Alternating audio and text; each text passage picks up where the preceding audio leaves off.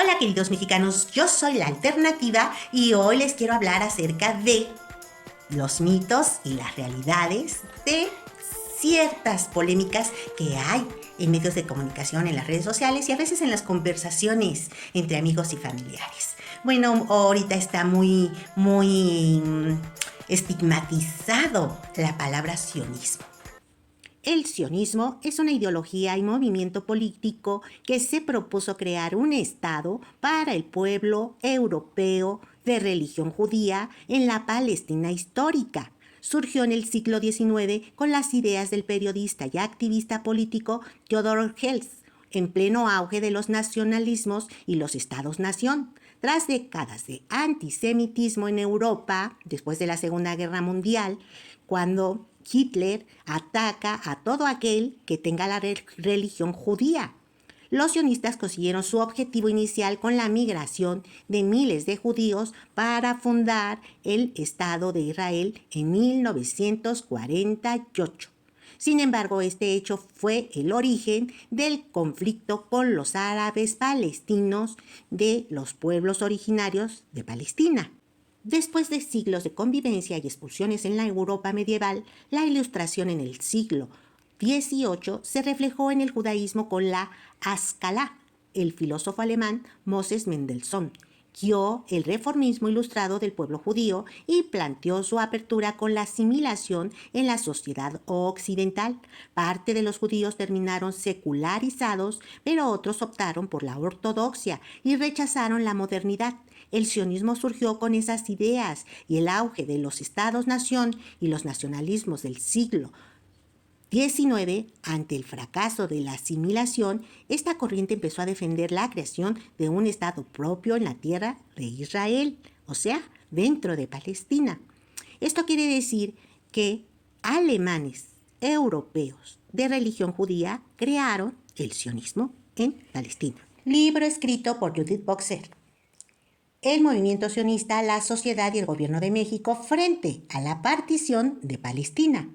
A principios de los años 40, la atención de la Organización Sionista Mundial se tornó hacia el continente latinoamericano y en él descubrió el potencial de la población judía como campo alternativo de acción ante el deterioro del judaísmo europeo, hasta entonces principal sujeto social del movimiento. No solo las comunidades judías, sino también los países latinoamericanos llamaron la atención del movimiento sionista, toda vez que se iba perfilando la centralidad del papel que jugaría el continente en el nuevo ordenamiento de posguerra, en el que se definiría la solución futura de un Estado judío.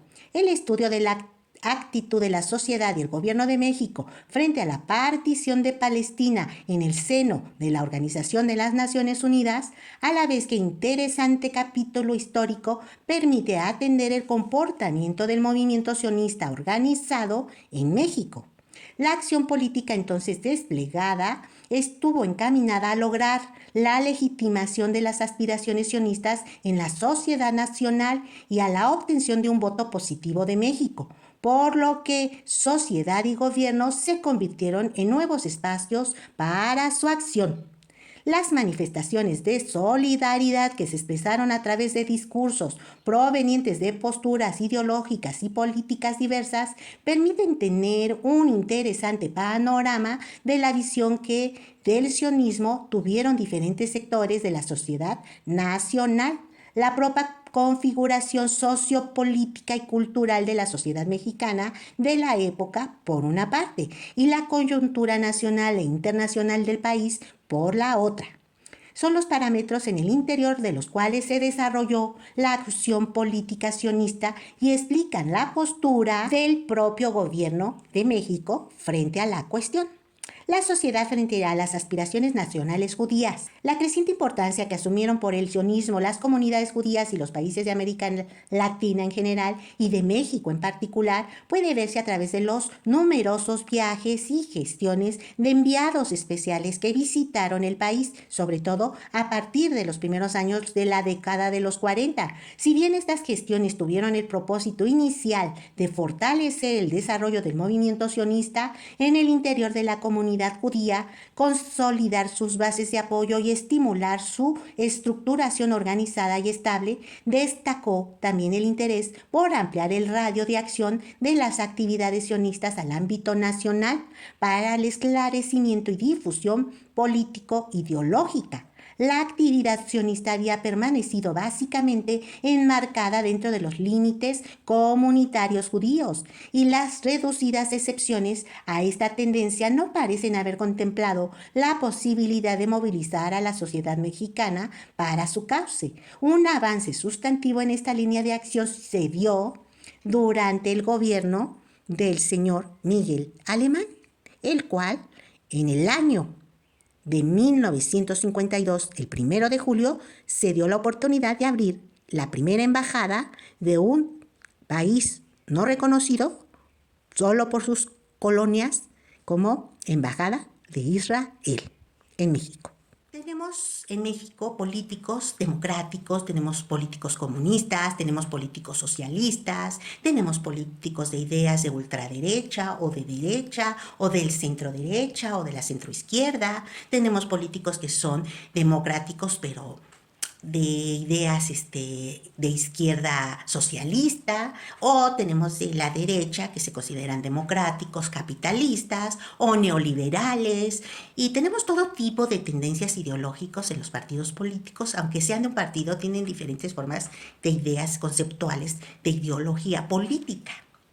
Entonces, dentro de todos esos políticos, hace algunos años decidió México, porque el gobierno mexicano decidió aceptar abrir la embajada de Israel.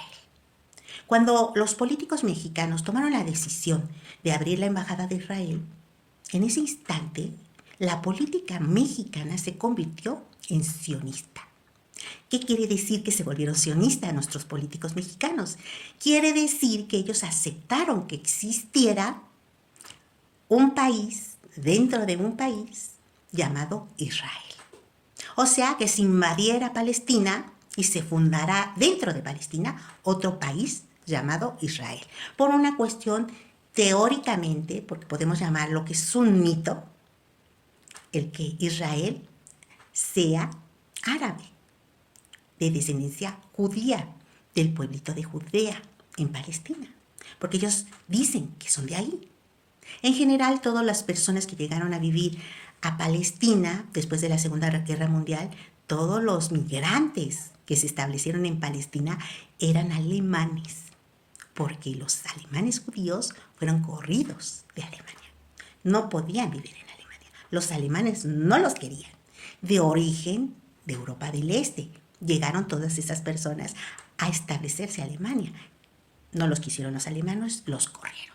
En vez de regresarlos a Europa del Este, lo que decidieron la familia Rothschild y un periodista fue comprar unas tierras en Palestina y que se cimentara ahí un pueblo para esas personas que ningún país las quería, que eran judíos alemanes, se cimentaron allí en Palestina. En el momento que los políticos mexicanos decidieron abrir la embajada y que continúe abierta, quiere decir que nuestro gobierno es sionista. ¿Mito o realidad? Bueno, vamos a los fundamentos de la ONU. ¿Cuántos países han votado porque se establezca dentro de Palestina una colonia de judíos y que hagan dentro de ese país otro país? Solo 7 países han votado a favor de que exista el país de Israel. Esos 7 países son los 7 países que tienen derecho a veto, los más ricos, entre ellos Estados Unidos y los países europeos, que son los que rigen el orden mundial en la ONU después de la Segunda Guerra Mundial. Estos sionistas pues decidieron implementar en cada país del mundo que todos los países aceptaran como país a Israel, pero la mayoría de los países no quieren. No quieren aceptar a Israel como país árabe porque esas personas no son árabes, son europeos. Los espero en el siguiente podcast, a aprender un poquito más acerca de si el sionismo es antisemitismo, la alternativa.